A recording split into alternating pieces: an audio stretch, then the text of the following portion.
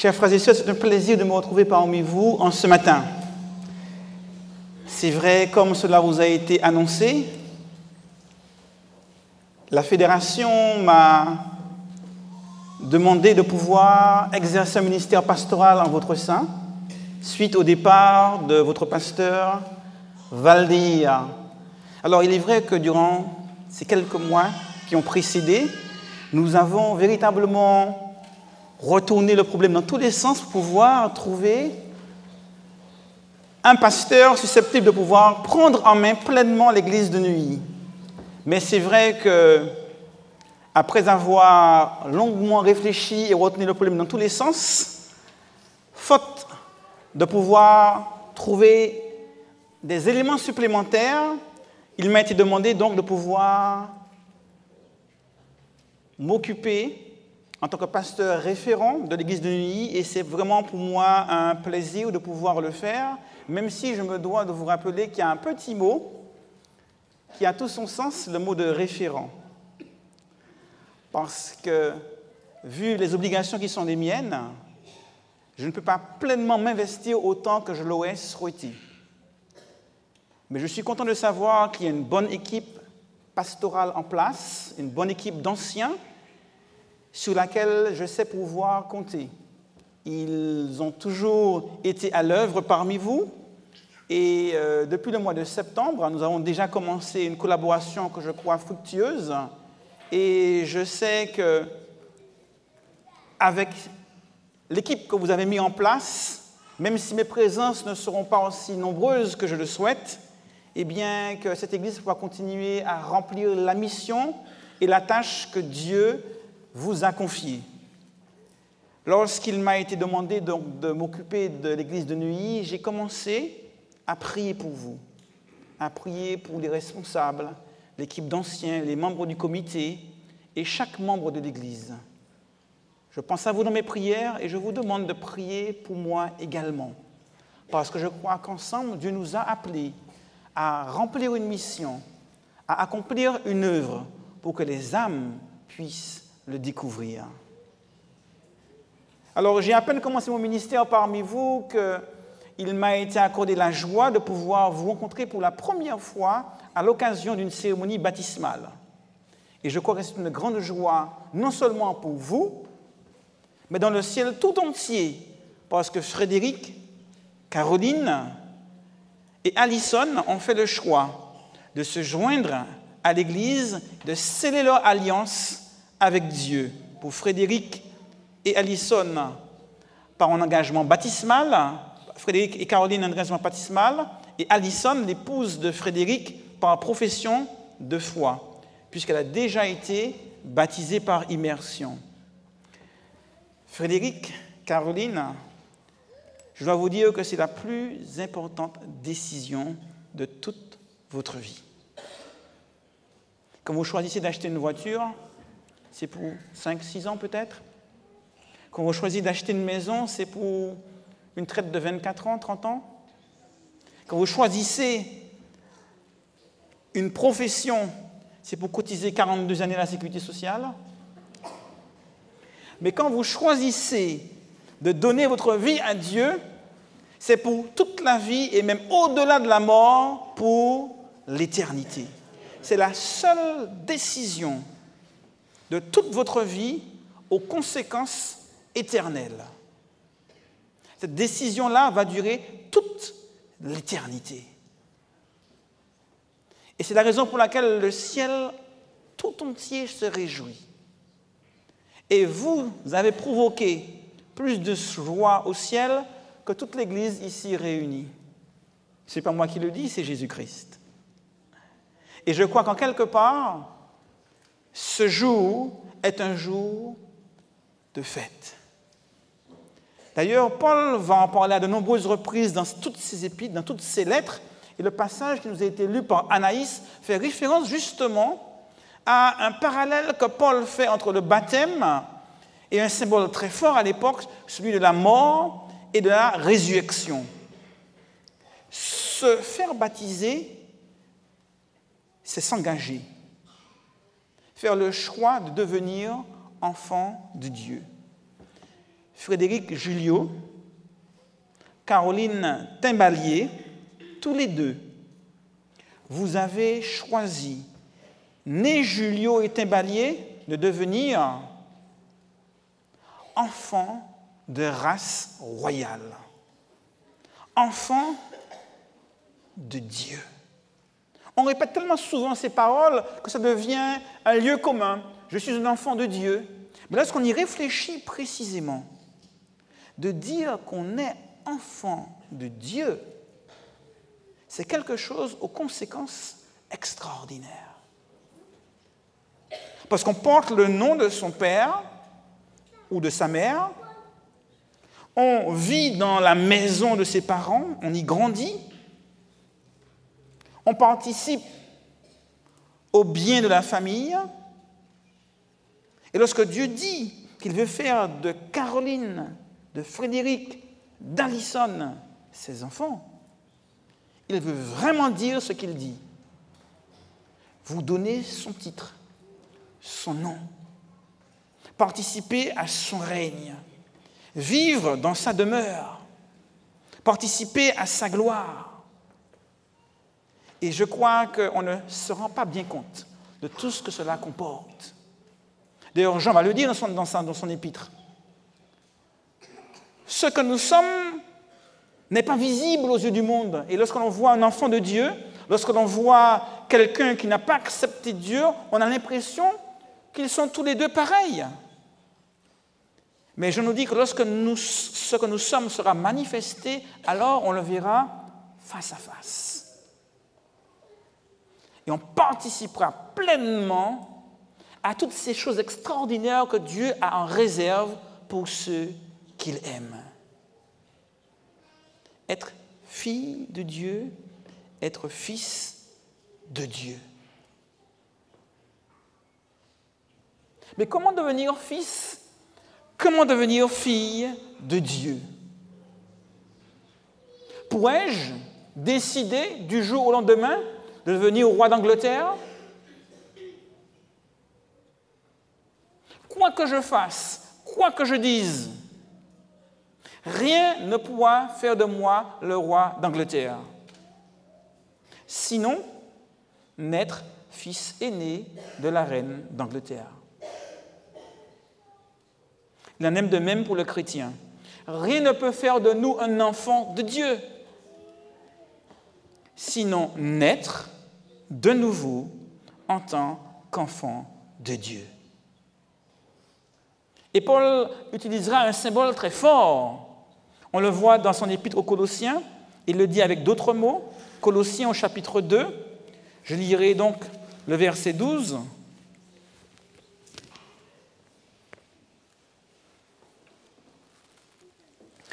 Ayant été ensevelis avec lui par le baptême, vous êtes aussi ressuscités en lui et avec lui par la foi en la puissance de Dieu qui l'a ressuscité des morts.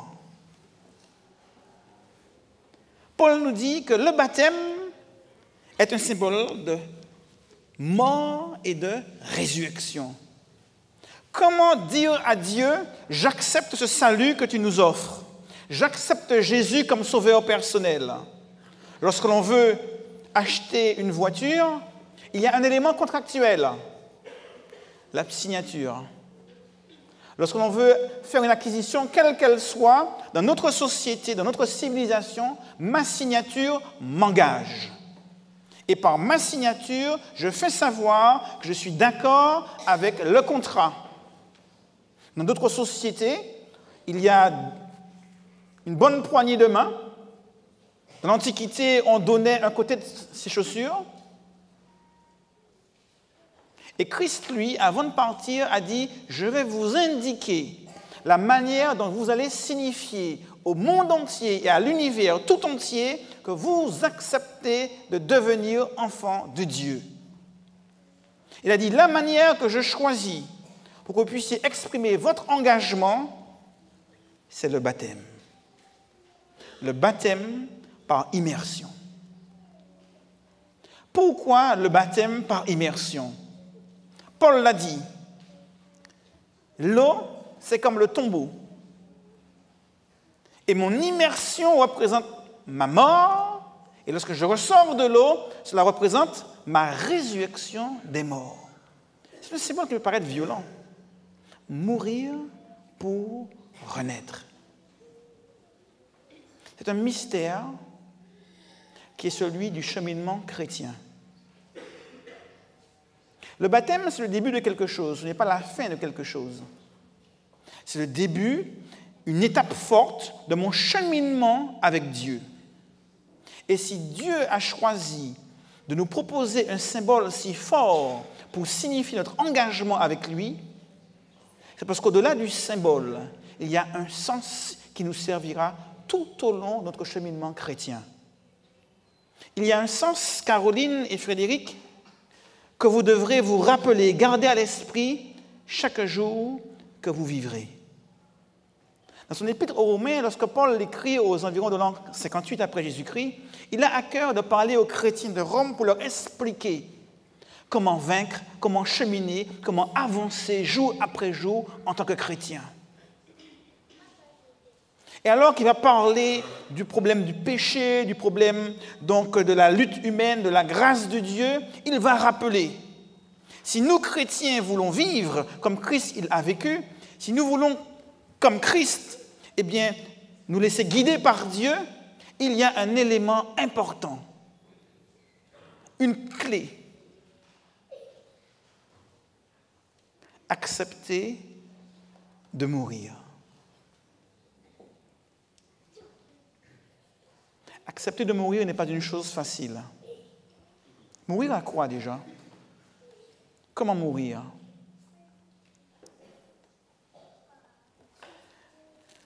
Dans l'Apocalypse, au chapitre 1er, au verset 5, il y a un titre qui est donné à Jésus. Apocalypse, au chapitre 1er, au verset 5, plusieurs titres sont donnés à Jésus, mais il y a un en particulier qui m'intéresse. On nous dit,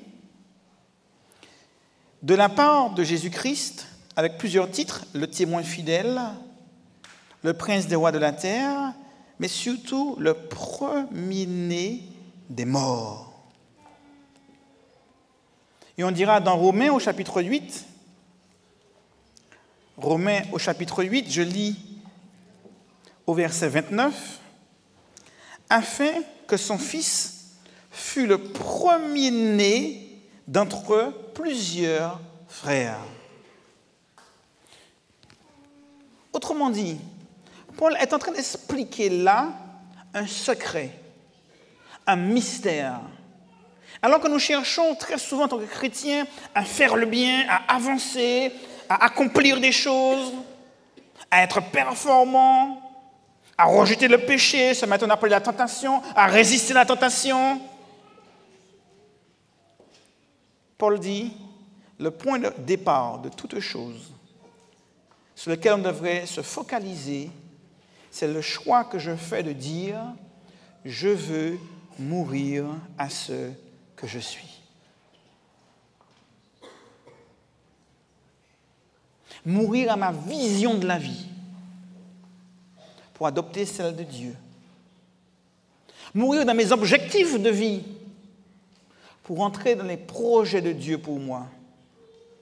Mourir à ces pensées, ces émotions, ces passions qui autrefois me motivaient pour pouvoir recevoir de Dieu une nouvelle vision, de nouvelles pensées, de nouvelles émotions, une nouvelle manière de vivre, afin de pouvoir dire comme Paul, si je vis, ce n'est plus moi qui vis, c'est Christ qui vit en moi.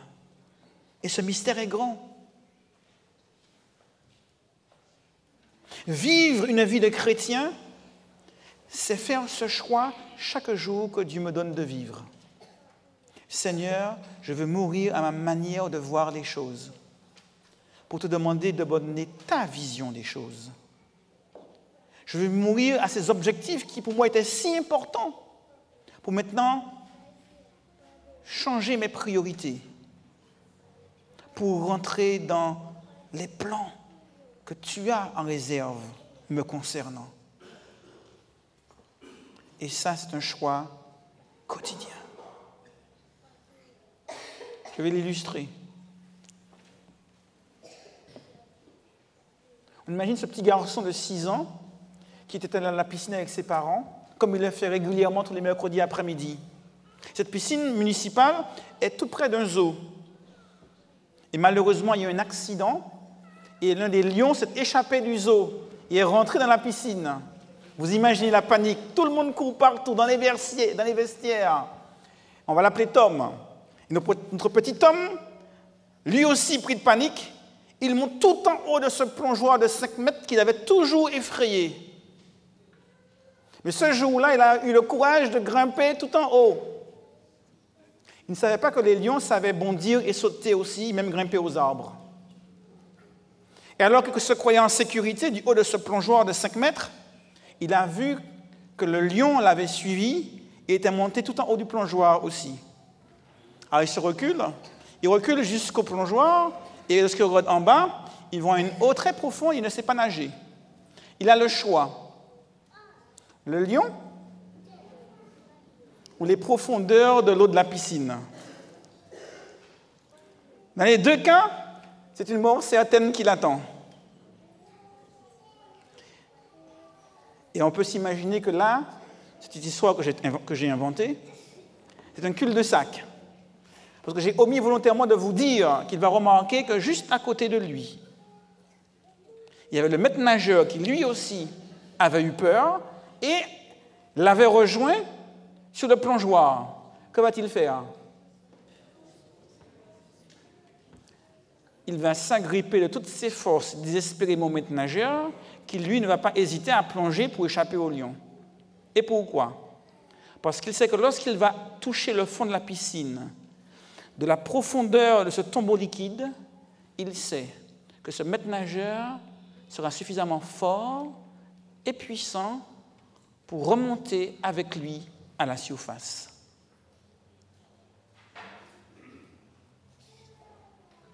Lorsqu'on choisit de mourir à soi, on ne peut pas renaître. On ne peut pas par soi-même se changer. On ne peut pas par soi-même arrêter de faire les choses qui nous rendraient esclaves du péché. On ne peut pas par soi-même devenir meilleur. Et ça, on l'oublie. Frédéric, Caroline et Alison, vous aurez tendance à l'oublier, comme beaucoup de chrétiens l'oublient. Mais si on reste accroché désespérément à Jésus, c'est lui qui va nous faire remonter des profondeurs du tombeau liquide pour nous ramener à la surface et nous rendre la vie. C'est une illustration pour indiquer le fait que Paul essaie de poser les bases, les fondements de tout cheminement chrétien. Seul Jésus a vaincu la mort. Seul Jésus a vaincu le péché. Notre job ne consiste pas à vaincre le péché. Le péché a déjà été vaincu. On n'est pas là pour combattre le diable ou pour combattre quoi que ce soit. Même pour combattre nos mauvaises habitudes. Si vous essayez de combattre vos mauvaises habitudes, vous allez échouer. C'est une garantie.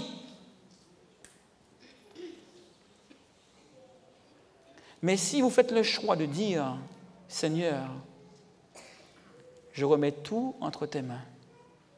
Si vous gardez les mains désespérément agrippées au maître nageur, si vous vous cramponnez avec l'énergie du désespoir à celui seul qui peut vous remonter du tombeau liquide, Jésus-Christ, c'est lui qui fera toute la différence.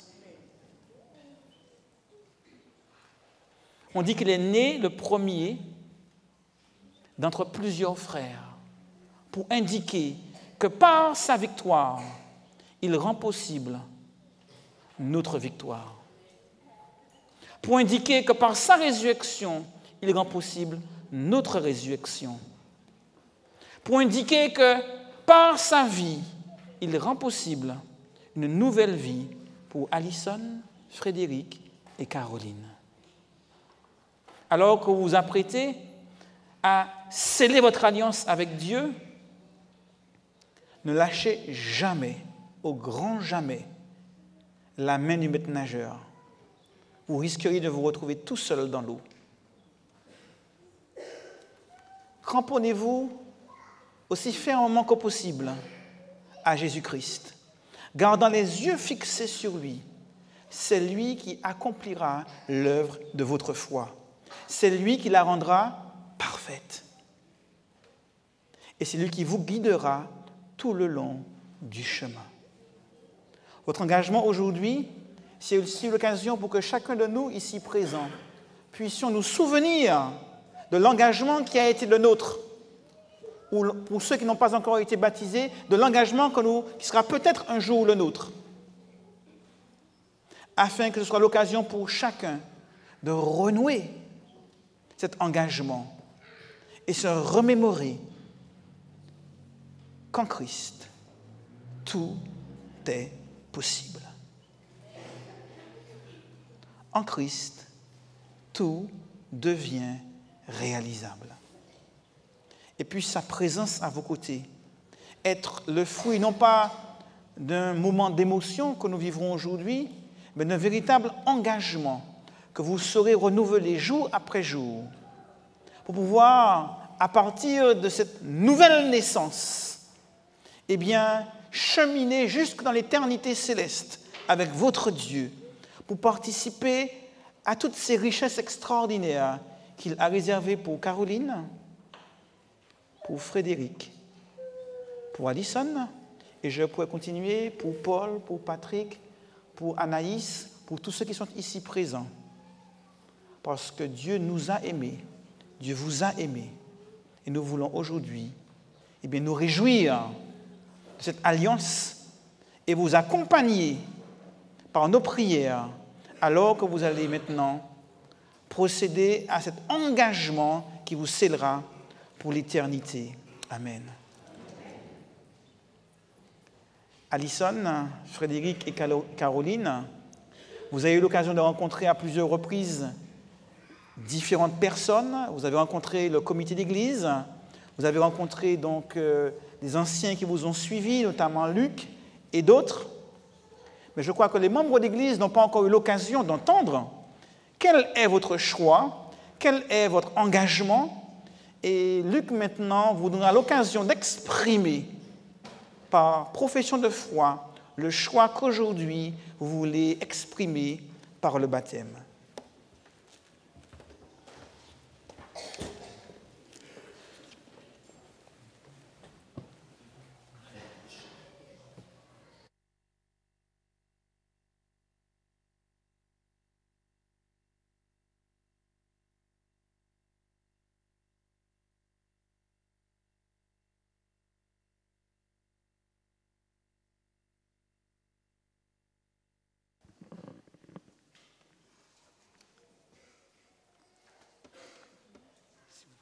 Juste à côté comme ça, donc on puisse vous entendre. Voilà, vous allez maintenant entendre les 3 professions de foi que nous avons l'habitude de proposer aux candidats. Donc ils vont vous le lire en cet instant.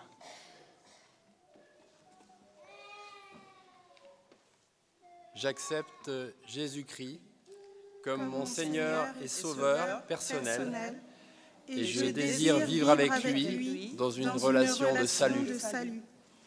J'accepte les enseignements de la Bible tels qu'ils sont exprimés dans les croyances fondamentales de l'Église adventiste du 7e jour, et je promets, par la grâce de Dieu, de vivre en harmonie avec ces enseignements. Je désire être baptisé pour exprimer ma croyance en Jésus-Christ, être accepté dans la communion de l'Église adventiste du 7e jour et soutenir l'Église en sa mission comme un gestionnaire fidèle par mon influence personnelle, mes dîmes et mes offrandes et une vie de service.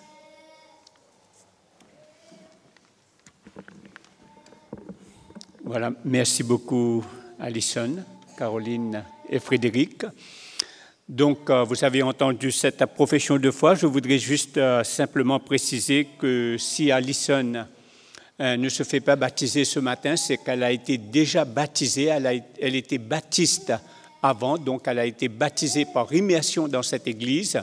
Donc c'est pour cette raison qu'elle a souhaité cette fois-ci faire une profession de foi. Je crois que ça mérite d'être précisé.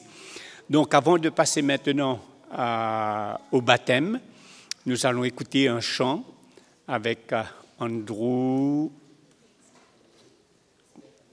et Stéphanie.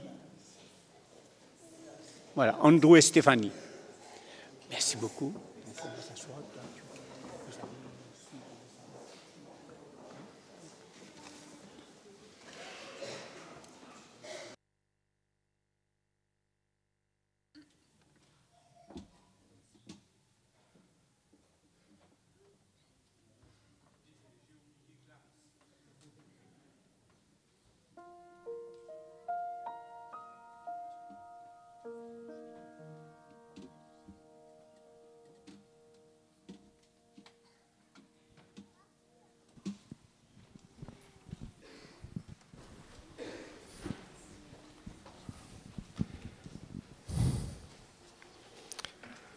Nous avons tous notre chemin vers Dieu et ce chant parle de ce chemin. Nos chemins sont tous différents, mais d'une certaine manière, ils sont pareils.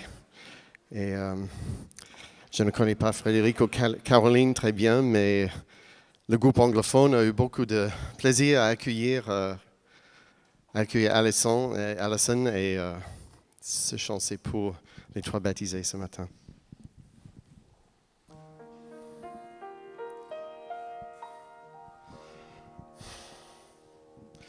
My chains are gone, I've been set free.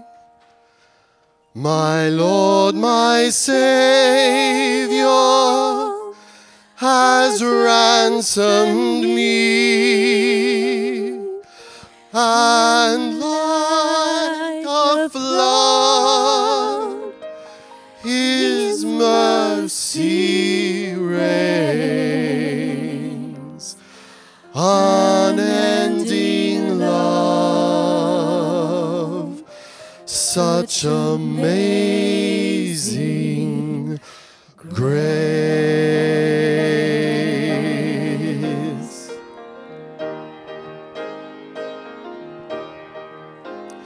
Oh Lord, you brought us from a mighty long way, a mighty long stay in the wilderness. Oh Lord, you brought us through the thick and thin, through the fire and wind, to a better place. You brought us out to bring us in.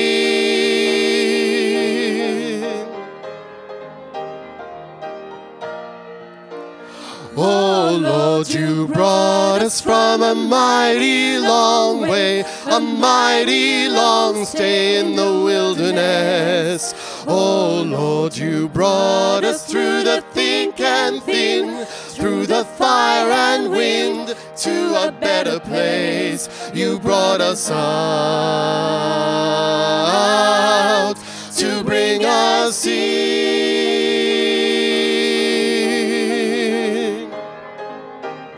All those years longing for a land, we were starved, much too weak to stand, and they took their toll, tyrants of the soul. With no place we could call our own, with no song, Lord, you heard our groan, and you made a way where there was no way. Oh Lord, you brought us from a mighty long way, a mighty long stay in the wilderness. Oh Lord, you brought us through the thick and thin, through the fire and wind, to a better place. You brought us out to bring us in.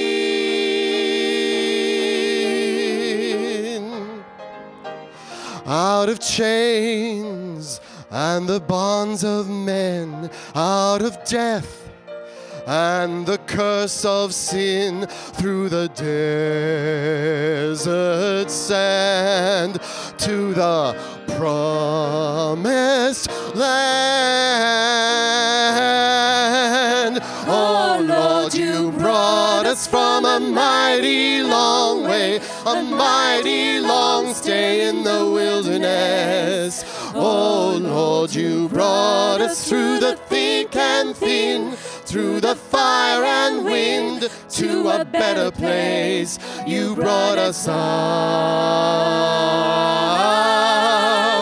Oh Lord, you brought us from a mighty long way, a mighty long stay in the wilderness. Oh Lord, you brought us through the thick and thin, through the fire and wind, to a better place. You brought us out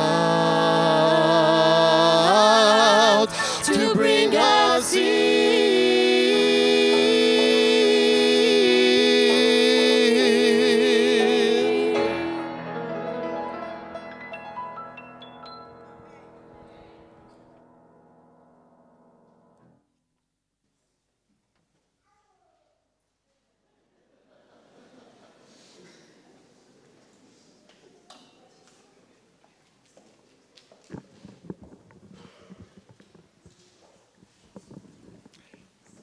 Il est temps que nous chantions également. Je vous invite à préparer le cantique numéro 427.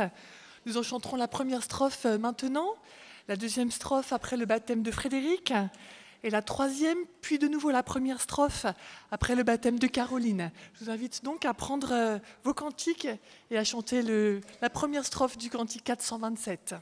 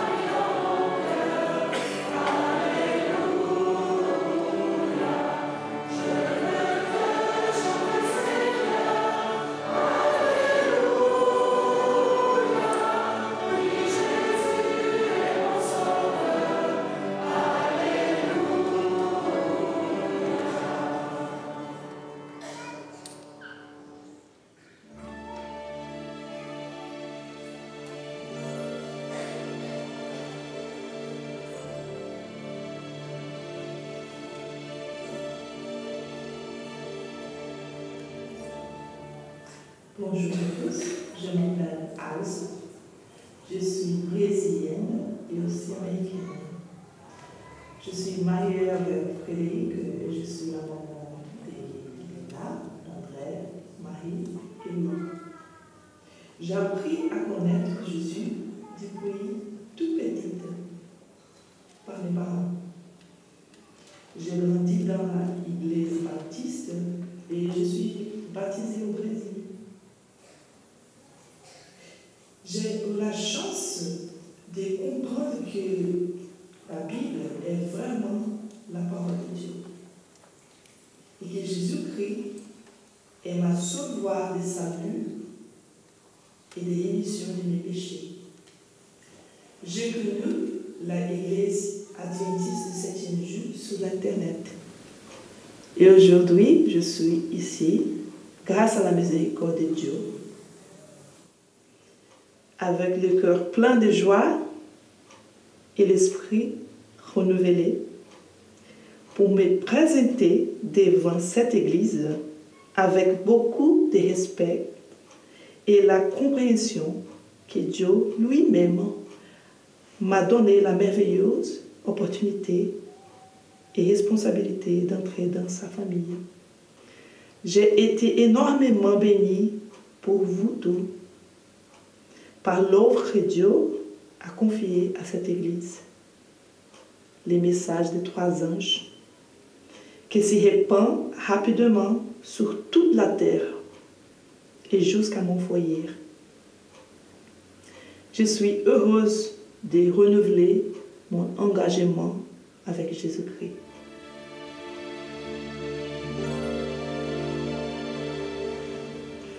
Bonjour, je m'appelle Frédéric, je suis français. J'aime le piano, j'aime la guitare, le théâtre et les voyages.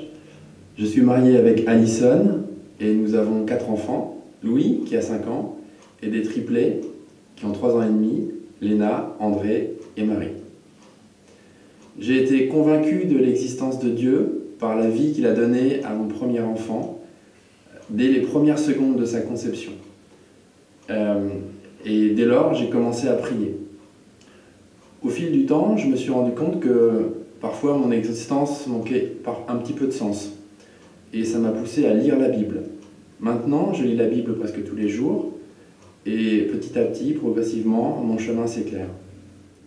Cependant, je reste un être de chair, faible et vaincu par le péché.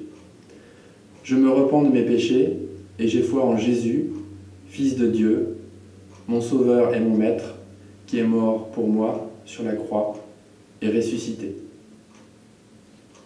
Par le baptême, je veux me libérer de l'esclavage de la chair et renaître en Jésus pour vivre dans la justice et la grâce à ses côtés et servir Dieu.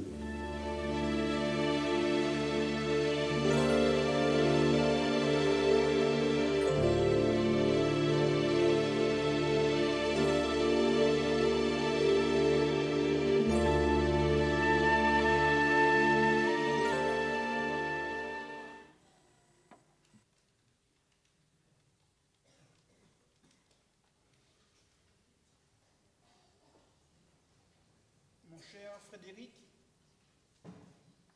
selon ta profession de foi et d'après l'ordre de notre Seigneur Jésus-Christ, te baptise au nom du Père, du Fils et du Saint-Esprit.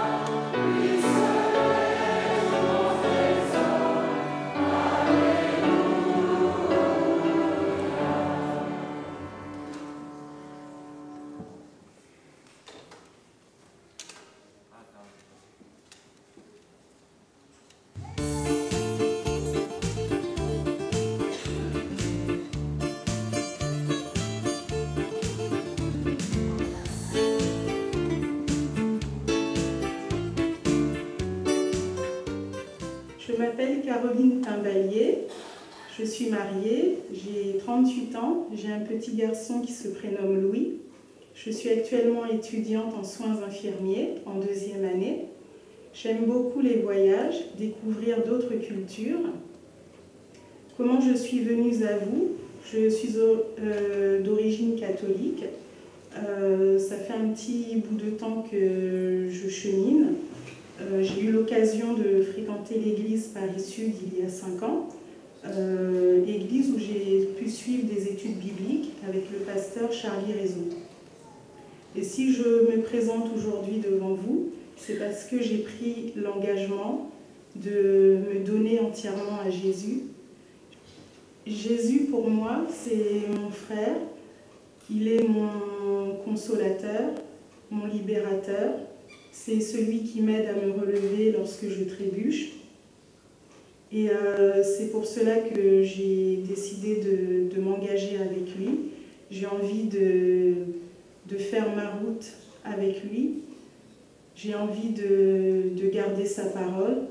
J'ai envie de lui dire de lui montrer combien je l'aime, combien il est la pièce centrale dans ma vie.